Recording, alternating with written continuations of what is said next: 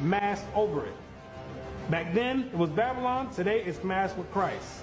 It's the same exact custom. Same ritual, same custom, same worship. Same exact God.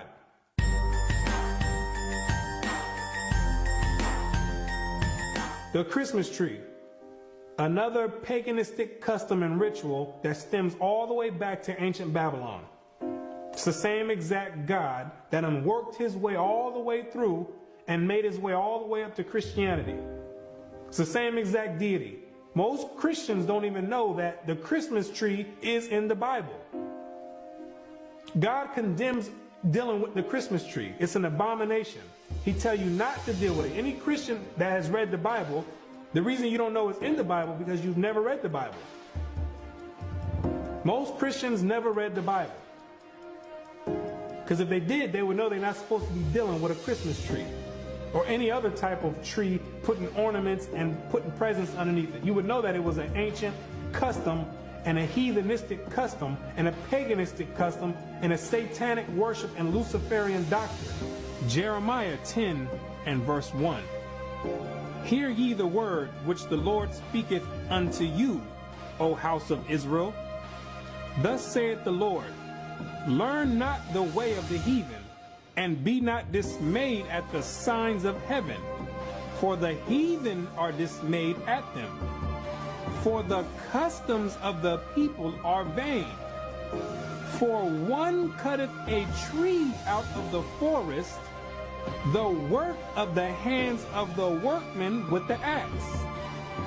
They deck it with silver and with gold. They fasten it with nails and with hammers, that it move not. The Christmas tree, now so common among us, was equally common in pagan Rome and pagan Egypt. In Egypt, that tree was the palm tree. In Rome, it was the fir. The palm tree denoting the pagan Messiah as Baal Tamar, the fir referring to him as Baal Berith.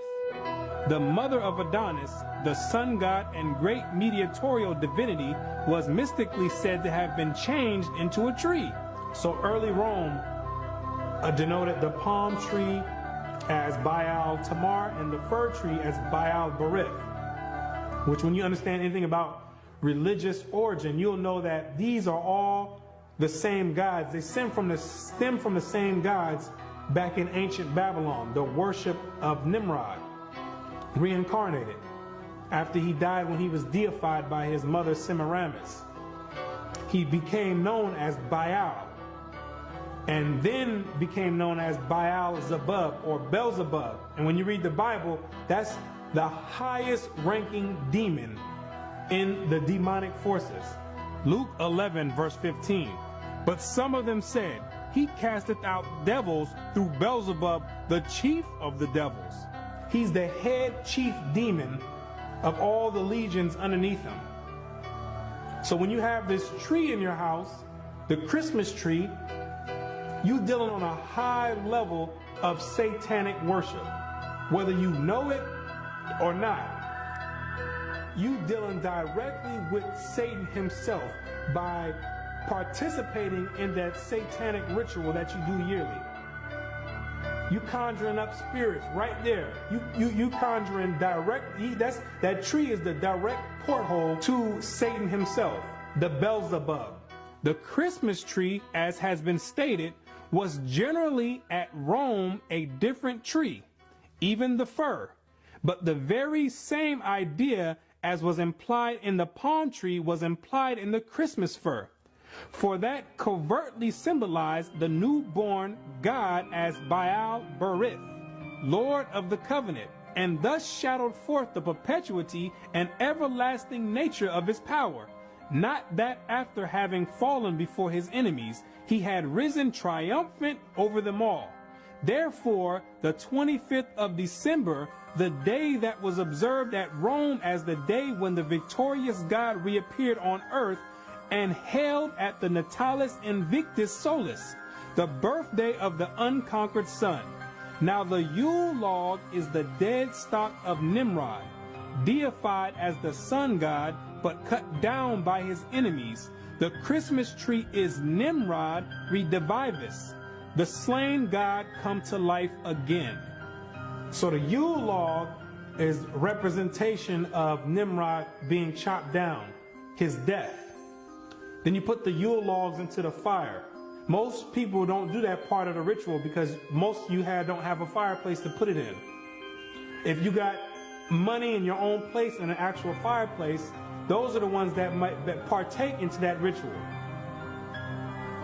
Then after that Yule log gets burnt, then on Christmas Day represents the reincarnation of Nimrod, which is the tree, the Christmas tree with the presents underneath it, because the legend has it that after Nimrod was reincarnated, he'd come in the nighttime and leave presents underneath the tree.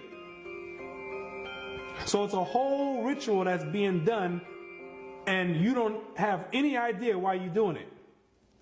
You're completing a whole satanic ritual, and you have no idea why you're doing it.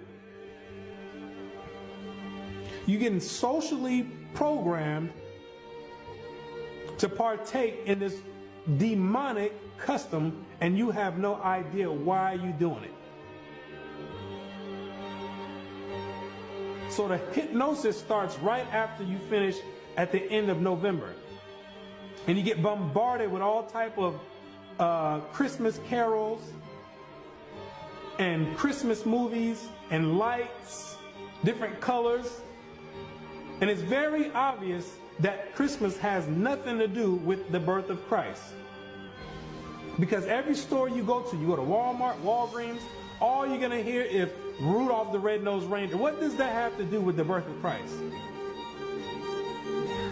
You're going to hear Santa Claus is coming to town. What does that have to do with the birth of Christ? And then on top of that, they mix in a small portion of religious belief just to mask it over and to cause confusion and make some people believe like, okay, you know what? Maybe it does have something to do with Christ. When at all that is a delusion and a disguise to what they have you doing already. They building you up to finish, to complete this ritual at the end of the month. So they start all the way from November with the hypnosis, and you like a walking zombie. They implant it in your mind and working on the sending vibrations and signals into your brain waves, and getting you prepared to participate in this ritual. And everybody gets all hyped up and ramped up to do it, when you don't have any idea you're about to participate in a satanic ritual on a very high level.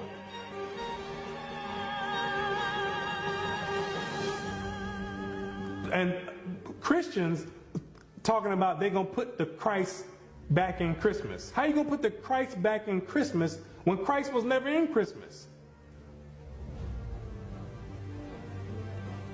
That's another delusion. Have people thinking that they're doing something right. Trying to have people rationalize in their mind for the reason that they're about to go do this ritual. Well, maybe I could just say it's the worship of Christ. No, it's not the worship of Christ. It has nothing to do with Christ, and it's self-evident.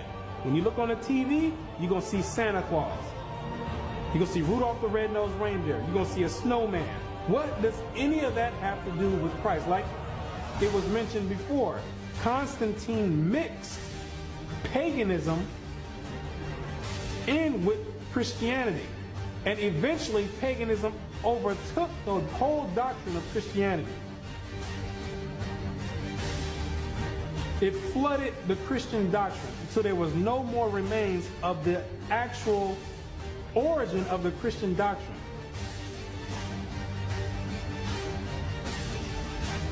That's essentially what happened. And now you left doing satanic worship. That's how clever Satan is. He done slithered his way all the way into Christianity, and nobody would ever take the time to look and say, you know what, let me find you. Everybody looking for Satan somewhere else.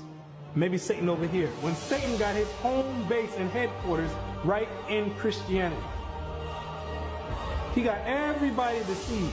Revelations 12, verse 9. I believe in God.